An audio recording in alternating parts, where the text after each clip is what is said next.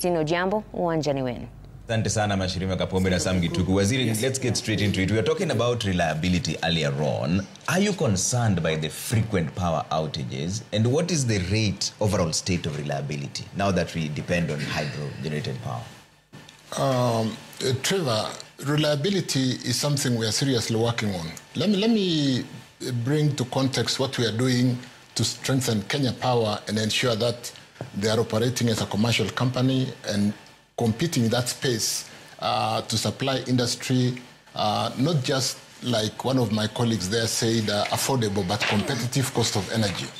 Competition in industry is a global issue today, and unless we are competitive, we don't attract that competitive advantage of global firms looking at us as manufacturing centers and things like that. So we are working on reliability, and to be able to do that, some of the things that we've done, and we did go to cabinet to really appreciate the fact that Kenya Power, as a listed company, needs to also have return to the shareholders, those who have bought shares through the Nairobi Securities Exchange. So what we've done, and though we didn't talk much about, is to look at the shareholding structure of Kenya Power. Kenya Power today is 50.1% government and 49.9% private through the Nairobi Securities Exchange. And yet, all the directors are nominated by government. So what we've done in the last AGM, and before the AGM, was to have a special AGM, reworked on the memorandum and articles of associations to allow the private sector to bring in representation proportionate to their shareholding. So today, Kenya Power governance at the board level has got 4 directors representing the interest of government, 5 directors, representing the interest of government, and 4 directors representing the interest of the private sector. So when we went to the last AGM, we did allow the minority at 49.9% to elect their representation so that we infuse knowledge and capacity from the private sector to take care of their shares. The second thing that we've done, which will improve reliability, is in terms of depoliticizing how we have employed Kenya Power to run government social infrastructure, like we have used them to do the last mile. And today, we owe Kenya Power as government 26 billion.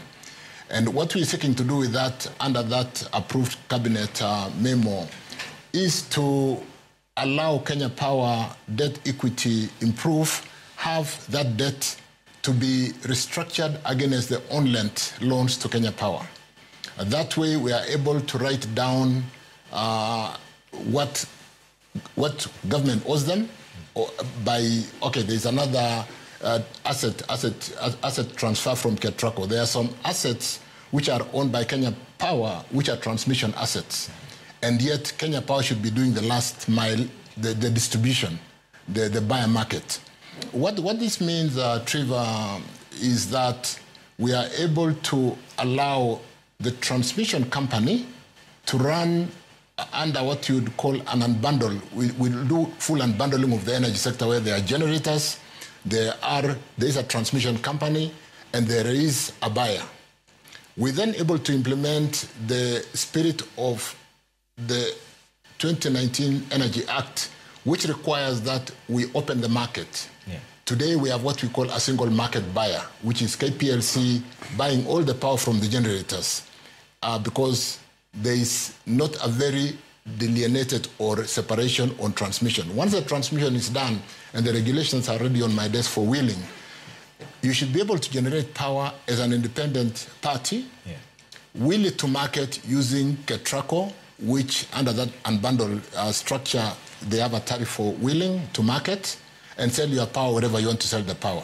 Because the responsibility of transmission will have been delineated from Kenya Power, which is not the case today. Okay. The other thing that we are working on seriously to improve the performance of Kenya Power is to reduce the power losses. Kiptoo did talk to us during the break that in 2022, we had power losses up to 22%, 22.4%. Yeah. We have given Kenya Power a target to bring down the power losses to about 16% within the next 3-4 years. And we have given a structure on how that can be worked on so that the technical losses can come down by about 8%, transmission losses 4%, commercial losses, and so on and so forth. Yeah. And you'll ask, how do we do this? We will strengthen the network by investing in the network to improve the transmission network. We are now working on PPP, allowing private-public partnership. There are a number of transmission circuits which are being built by the private sector because there is a wheeling tariff. They are able to earn either on wheeling or capacity, which is basically availability. Yeah. And then therefore, the transmission can be reinforced by bringing more private capital, the way we do power generation. We are also looking at monetizing some of the transmission. Why do we have to own a line 100% fully amortized, sitting on $600 million investment like the Ethiopia-Kenya line?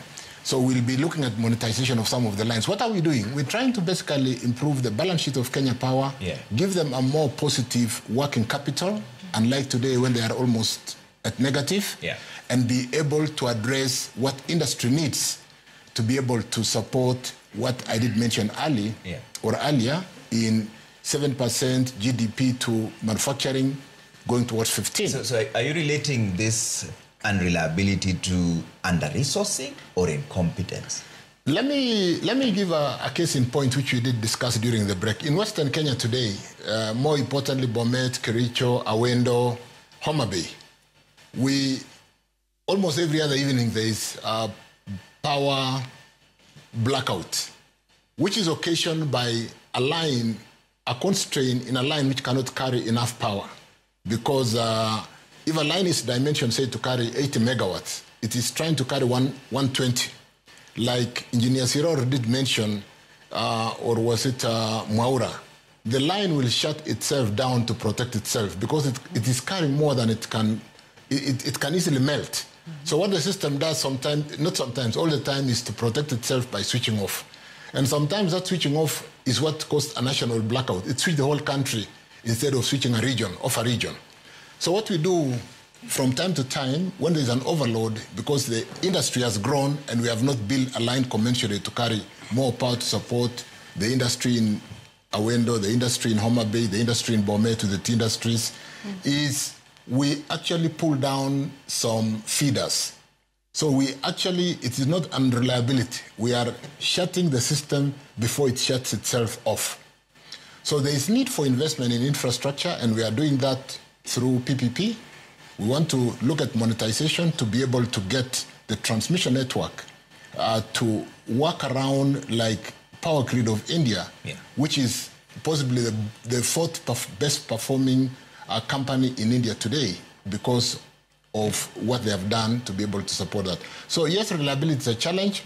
So the power that goes to Western Kenya, just to finish that example, comes through Moroni, Chemosit, Kigati, going all the way to Awendo. And that line is so overloaded. We've got a facility from South Korea to build a line from Narok to Bomet because we have already built Olkaria, Narok. So we need to complete Narok, Bomet, and Bomet all the way down Kigati to Awendo has been built. So if we complete that link, we are then able to have an alternative and load Chemosit, Moroni, and be able to deliver. How much is that facility? The facility is, Narok Bomet alone is costing us about 2.5 billion. Okay. But the facility also will have a component to do Kilifi, Malindi, Kilifi, Weru. Malindi, Weru, Kilifi, which is another challenge area where we have the Club Lake power generation on solar, which is causing problems of intermittence in that region. As soon as we finish Mariakani substation, we are also able to deliver more power to Mombasa. We have a similar problem in Mombasa. Do you have an estimate of how much it will take to bring down the power losses to the 16% that you're saying? We do. How much will keep it? We do. I may not have the straight number right now because, yes, it might cost us up to $4 billion. Yes, $4 billion. And we have dimensioned that. A lot of it will come from private sector. Okay. We've got Africa 50 doing a line from Lesotho to Lesotho under PPP. We've got some line from Gilgil, Thika, Malaya being done on PPP.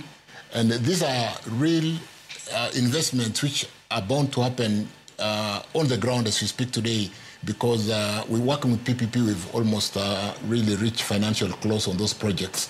And that way, the transmission KETRACO, which doesn't have its own balance sheet because it operates on government balance sheet, will be able to build its own balance sheet.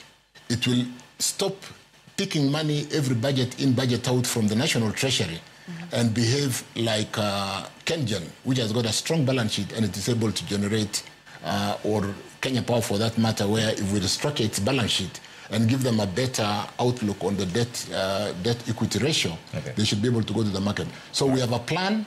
We are working on it 3 years.